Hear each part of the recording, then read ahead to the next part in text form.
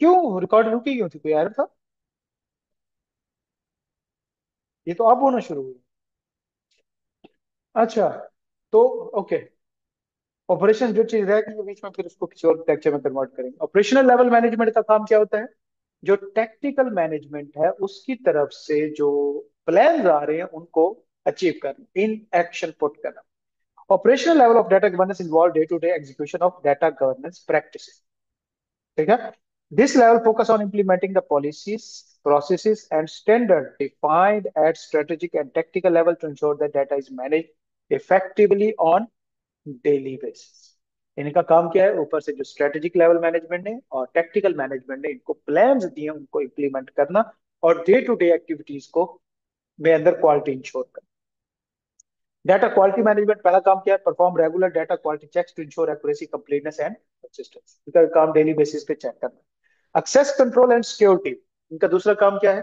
कि जो सिस्टम्स हैं, कंप्यूटर्स हैं, उन पे जिन लोगों की एक्सेस है उसको कंट्रोल करना, उनकी सिक्योरिटी को, उन वहां पे log in, authorisation, cameras, physical access, general application control सारे इंप्लीमेंट करना।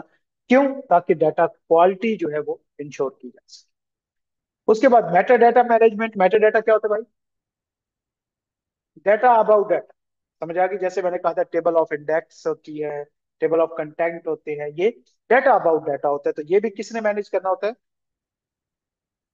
Maintain Meta data repositories. Repository मतलब इंडेक्सेस कह सकते हैं आप, टेबल ऑफ कंटेंट्स कह सकते हैं। That definition, lineage, and uses. Data lineage refer to the history or life cycle of data, showing how it moves and transforms from source to destination. Important मतलब वो बता रहा होता है कि डाटा कहाँ कहाँ से किस किस स्टेज से आया हुआ है। जैसे फॉर एग्जांपल अगर कोई आप कंपनीज एक्ट या इनकम टैक्स ऑर्डिनेंस उठा के देखे तो उसके अंदर बहुत सारे चेंजेस होते हैं, और वो एक प्रोविजन बार बार चेंज हो रही हो तो उसके ऊपर एक पॉइंट लगा होता है और नीचे एंड नोट शो हो रहे होते हैं कि 2017 में ये अमेंडमेंट हुई, 16 में ये अमेंडमेंट हुई, 15 में ये अमेंडमेंट हुई थी, और आज जो है वो ऊपर ये वाली लाइन लिखी हुई। तो वो जो नीचे सारा कुछ बताया गया वो क्या है?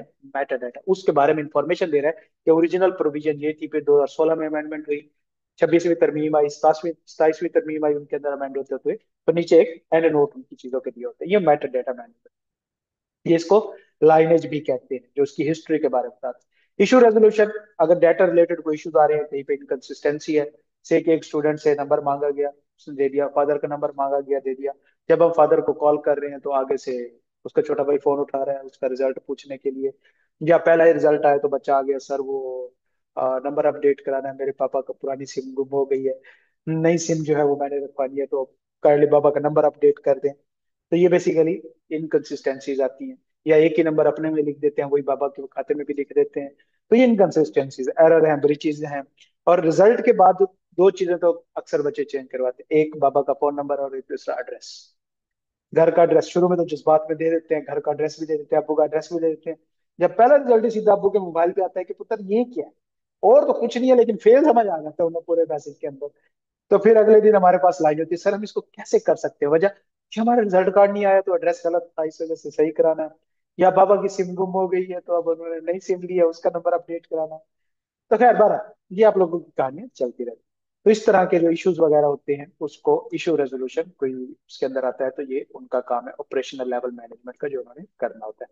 उसके बाद कंप्लायंस मॉनिटरिंग, ये भी मॉनिटर करना कि जो लॉज रेगुलेशंस या फ्रेमवर्क दिया गया है क्या वो अप्लाई हो रहा है कि नहीं हो रहा। और उसके बाद यूजर ट्रेनिंग एंड सपोर्ट, जो भी नए एम्प्लॉयज आएंगे जिन्होंने किसी सिस्टम को, कंप्यूटर सिस्टम को, डाटा के ऊपर काम करना है, उनकी ट्रेनिंग करना भी किसका काम होता है? Operational level management. इस तरह एचआर डिपार्टमेंट में जब लोग ज्वाइन करते हैं तो उनकी ट्रेनिंग होती है, तो एचआर डिपार्टमेंट की भी ऑपरेशनल लेवल मैनेजमेंट उनको ट्रेनिंग करती है, स्ट्रेटेजिक नहीं करती, स्ट्रेटेजी सिलेक्शन करती है, हायरिंग करती है। Importance ensure that a data governance practices are applied, maintaining data quality, support the organization ability to make informed decision based और reliable data। तो ये तीनों लेवल की जो मैनेजमेंट होती है उनके हमने काम देखे, specific to data governance, specific to data governance, और बहुत सारे काम कर रहे थे ये लोग। स्पेसिफिक टू डाटा गवर्नेंस तीनों लेवल की मैनेजमेंट की क्या क्या रिस्पॉन्सिबिलिटीज होती है, और ये चीजें किस कंसेप्ट के अंदर आती है? ये आती है डाटा स्टुअर्डशिप के कंसेप्ट के अंदर। समझ आ गई बात? रिस्पॉन्सिबल होना, डाटा डायरेक्टर होना जो डाटा मैनेजमेंट को देख रहा हो, वगैरह वगैरह। तीनों लेवल की मैनेजमेंट आपस में लिंक्ड होती है, वो हम ऑलरेडी देख चुके हैं। स्ट्रेटेजिक लेवल मैनेजमेंट क्या करती है? विजन और डायरेक्शन देती है। टेक्निकल लेवल उन विजन को प्लान में बनाती है, और ये उन प्लान को क्या करते हैं, एग्जीक्यूट करते हैं। ऑपरेशनल लेवल मैनेजमेंट क्या करती है, उन प्लान्स को इम्प्लीमेंट करती है। क्लियर है भाई? तो ये हमारी तीनों लेवल की जो मैनेजमेंट है किसी ऑर्गेनाइजेशन के अंदर, उनकी क्या क्या रोल या रिस्पॉन्सिबिलिटीज रिगार्डिंग, रिगार्डिंग व्हाट, किससे रिगार्ड, डेटा गवर्नेंस। तो ये लिख लिया करें छोटी सी लाइन। देखिए इस पूरे टॉपिक को देख के बिल्कुल नहीं लग रहा कि क्या है, और हम क्यों पढ़ रहे हैं, हम क्यों अपनी जिंदगी फजूल में वेस्ट कर रहे हैं। इसमें से क्वेश्चन आएगा तो क्या है, बेसिकली ये क्या है, रिस्पॉन्सिबिलिटीज हैं या ड्यूटीज हैं, किनकी, मैनेजमेंट की, ऑल लेवल ऑफ मैनेजमेंट की इन ऑर्गेनाइजेशन। समझा गई बात?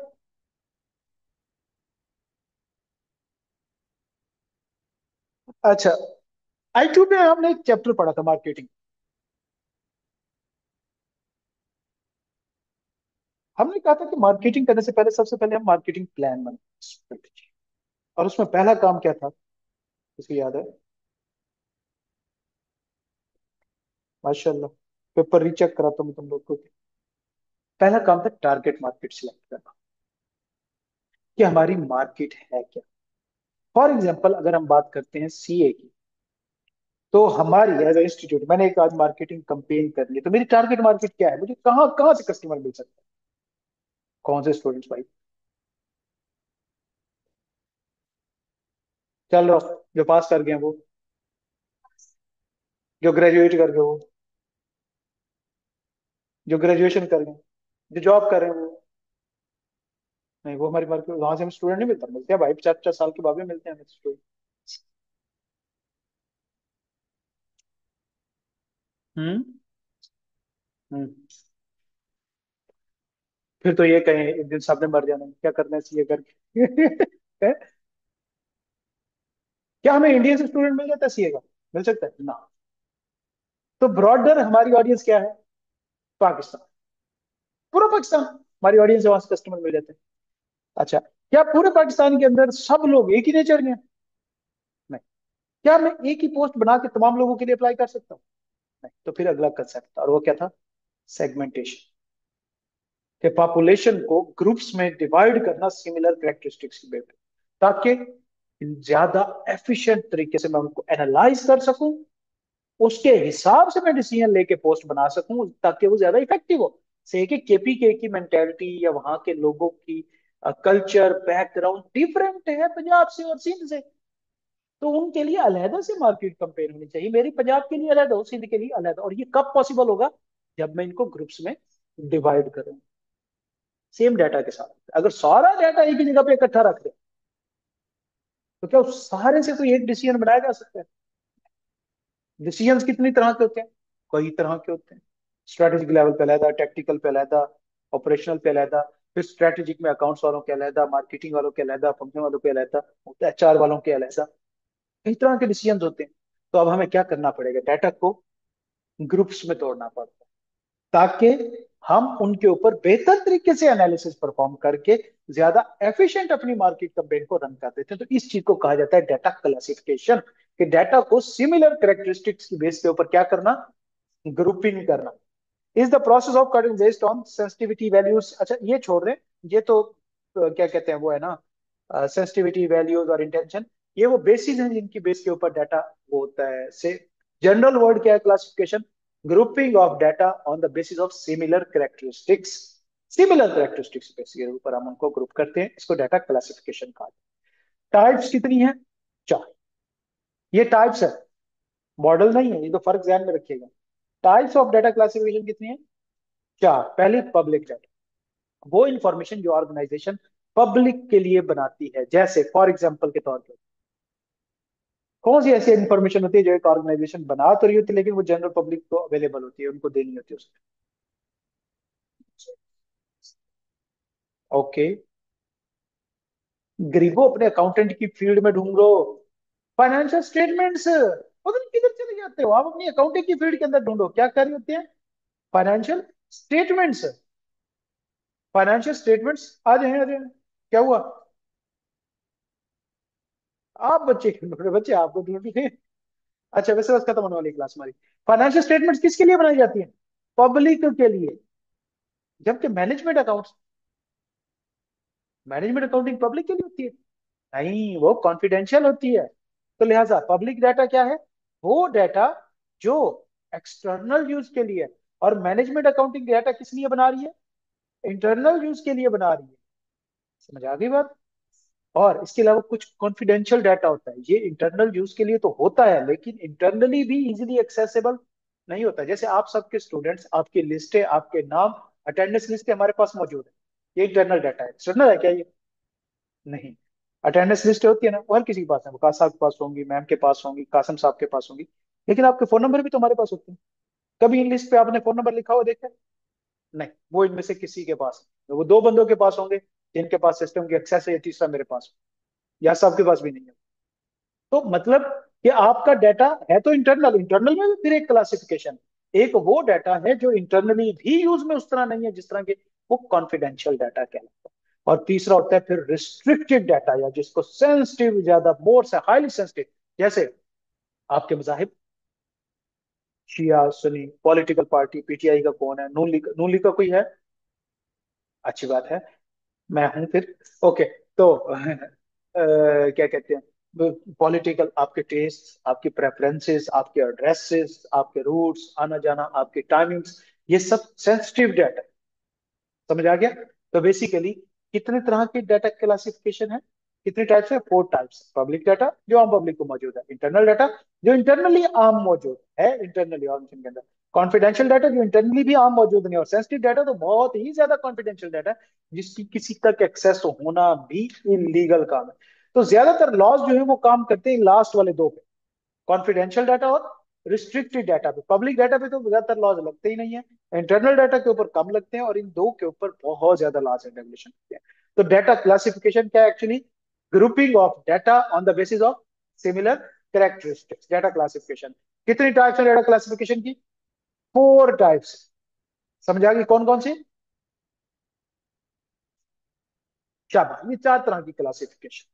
तो ये टाइप्स हैं। आगे हमारे हैं कॉमन डाटा क्लासिफिकेशन मॉडल्स। मतलब आप यूं कह सकते हैं कि डिफरेंट ऑर्गेनाइजेशन अपने अंदर मौजूद डाटा कुछ करेक्टरिस्टिक्स की बेस के ऊपर क्लासिफाई करते हैं।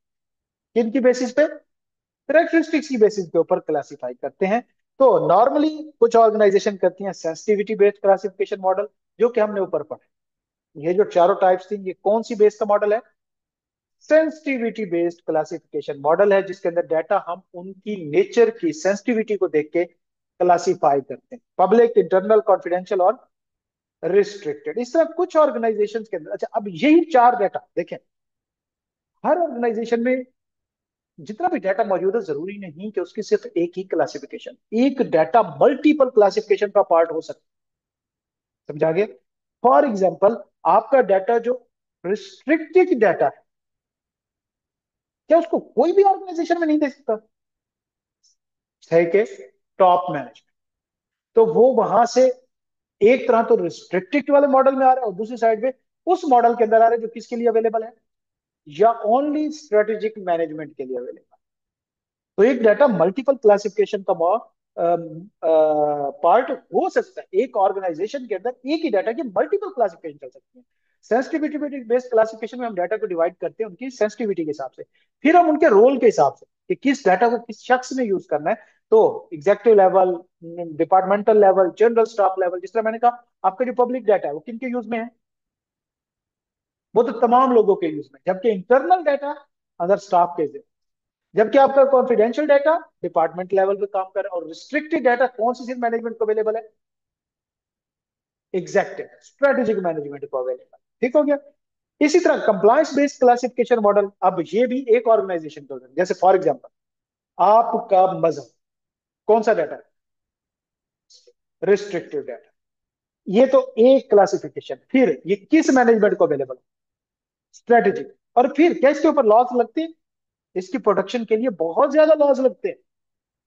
तो इसको हाईली कंप्लायंट क्लासिफिकेशन के अंदर आएंगे, कि इसके अंदर सबसे ज्यादा लॉज लगने हैं, इनको बहुत ज्यादा सिक्योर करना है। एक और क्लासिफिकेशन के अंदर भी सेम डाटा फिट हो गया। समझ आ गया? तो compliance based, personally identifiable information, आपका नाम, ID number, personal health information, finance data, sensitive business information, ये वो इंफॉर्मेशन है, ये वो डाटा होते हैं जिनके ऊपर बाकायदा नाम, रूल्स, रेगुलेशन और लॉज अप्लाई होते हैं। तो आपने उसी हिसाब से यहाँ पे डाटा को क्लासिफाई, ये एक ही डाटा डिफरेंट क्लासिफिकेशन का पार्ट हो सकता है, ये क्लियर रखना है, ये साइड में चीजें नहीं। Life cycle based classification data, data की, डाटा कलेक्शन की स्टेजेस कितनी है? 4 स्टेजेस: क्रिएशन, यूजेज, आर्काइव और डिस्ट्रक्शन। ये वाला डाटा आर्काइवल डाटा, मतलब आपका पुराने स्टूडेंट जो हमारे 3-4 बैच गुजर गए, अब उनका जो डाटा हमारे पास है वो हमारे क्या यूज का है? नहीं, उसे हम आर्काइव कर देंगे डिस्ट्रॉय करने से पहले, 5-7 साल में हम उसे डिस्ट्रॉय भी कर देंगे। तो ये एक और क्लास उसी चीज की, आपका मजहब का इंफॉर्मेशन जो पड़ी है, पहले नंबर पे वो किस क्लासिफिकेशन में आ रही है? रिस्ट्रिक्टेड में। दूसरे नंबर पे किस पे आ रही है? एग्जेक्टिव। तीसरे नंबर पे हाईली कंप्लाइंट के अंदर, और चौथे नंबर पे आर्काइव में आ गया, के बाद में हमने इसको डिस्ट्रॉय कर। और इस तरह गवर्नमेंट क्लासिफिकेशन मॉडल, गवर्नमेंट के डिपार्टमेंट्स में जो डाटा क्लासिफाई हो रहा होता है, वो भी unclassified, public information, restricted, confidential, secret, top secret, ये तकरीबन एक किस्म की सेपरेट क्लासिफिकेशन आप रख ले, जो पब्लिक सेक्टर ऑर्गेनाइजेशन के अंदर जो डाटा होता है जो वो क्लासिफाई कर रही है। तो अपनी क्लासिफिकेशन करती हैं इन बेसिस के ऊपर या इन करेक्टरिस्टिक्स के ऊपर: unclassified data, restricted data, confidential, secret या टॉप सीक्रेट। तो डाटा की क्लासिफिकेशन के ऊपर भी रूल्स एंड रेगुलेशन मौजूद है, जिन्हें हम क्या कहते हैं रूल्स एंड रेगुलेशन को? फ्रेमवर्क। तो इसके ऊपर कौन सा? अडोप्ट फ्रेम, लाइक, आईएसओ, ब्ला ब्ला ब्ला, ये नीचे साइबर स्टोरी फ्रेम का जो हमारे नेक्स्ट ना उसके अंदर देख लेंगे।